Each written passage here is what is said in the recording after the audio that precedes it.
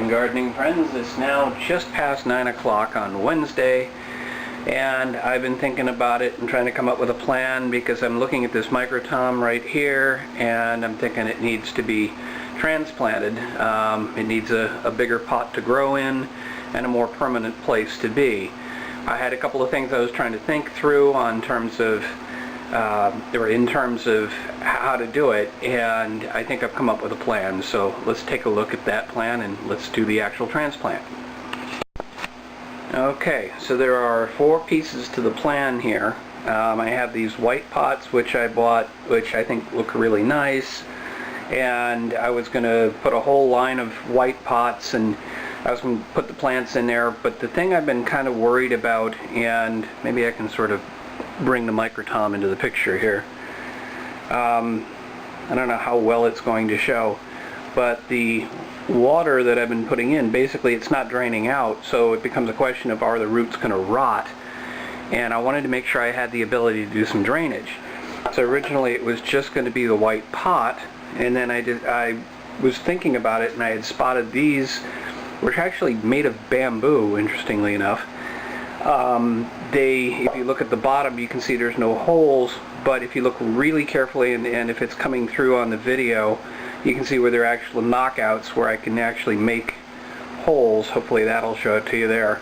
So I already did that on one of them, and I actually checked, I checked the capacity of this. It turns out this is the exact same capacity as this. So I'm not losing any capacity, but I'll be able to put one pot inside the other. These come in different colors, so I'm going to use red for the tomatoes, and I'll decide what other colors for the other pots as I go along, and as the plants mature and they're ready to transplant.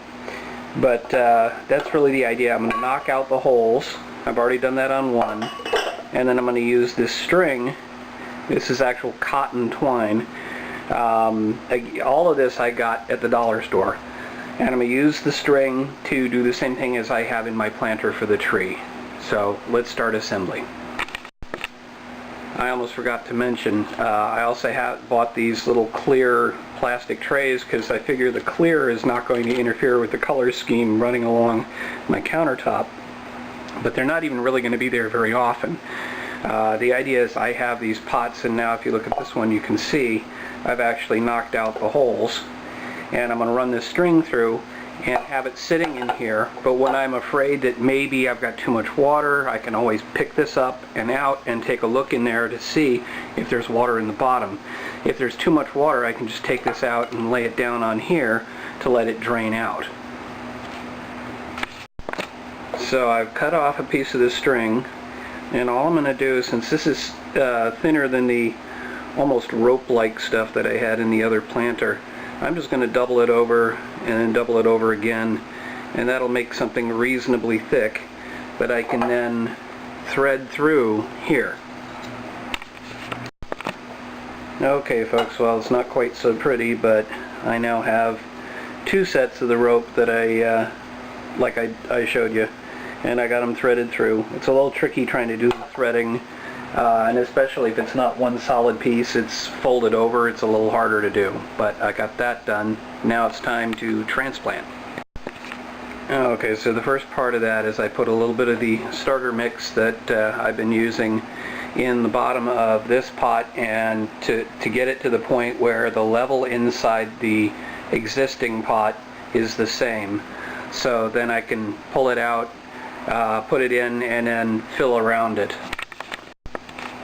Well, I'm hoping this only looks worse than it actually is. When I tried to pull the plant out of here, I had to turn it over, and I got it kind of caught in my hand, and it got a little bit squished.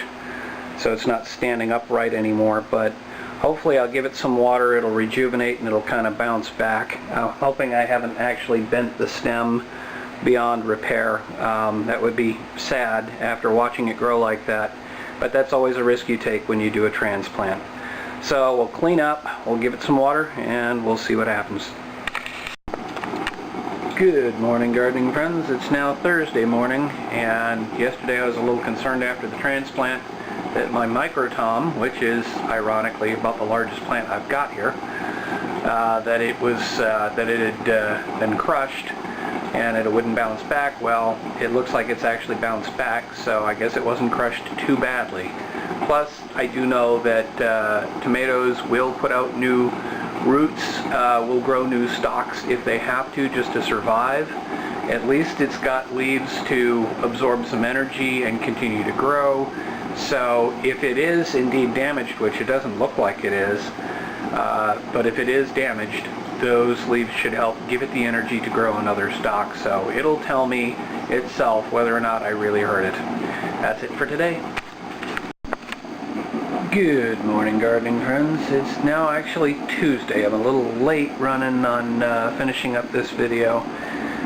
It's amazing how quickly some things can change here and there. I've been on an exercise program that I just kind of decided to try, and one thing led to another, and you know, this is more than just about the garden. I'll give you a little bit of personal information. But basically, I have one of those little tracking things that tells you how many steps you're doing each day, and I kept struggling to get so many steps in per day, and one morning I woke up and I just had a fitful night of sleep, and I was up way too early in the morning, and I'm saying, you know, what am I going to do?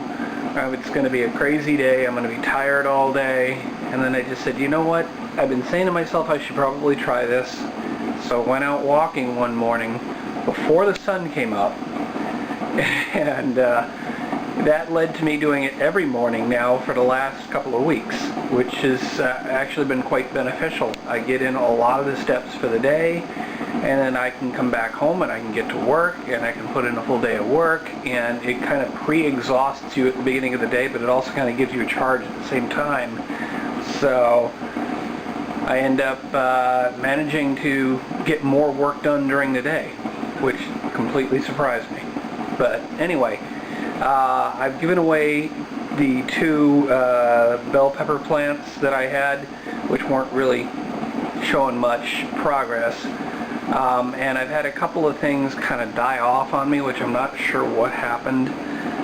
There was one in this pot here. It looked like it was a bean that was growing. I'm not sure if it was this pot or that pot. Either way, it looked like it was bean, and then it just kind of fell over. I had the bean in this pot over here. I don't know if that's still in frame there. The yellow one over there. That I think was a bean, and that basically just one day I got up and it had fallen over, and I'm not sure what happened. So I've had a couple of things kind of die off on me, a couple of things that are struggling to survive. But I think on my last update I was saying, oh my, this has fallen over when I went to actually transplant it, and surprise, surprise, it bounced back. So some good, some bad. It's gardening. Anyway, it's my coffee maker you hear in the background in case you're wondering, because I'm going to have a little bit of coffee and get back to work on some things. So, this is the Budget Gardener signing off after a very long ending and saying, may your thumb, even if it's indoors, be green.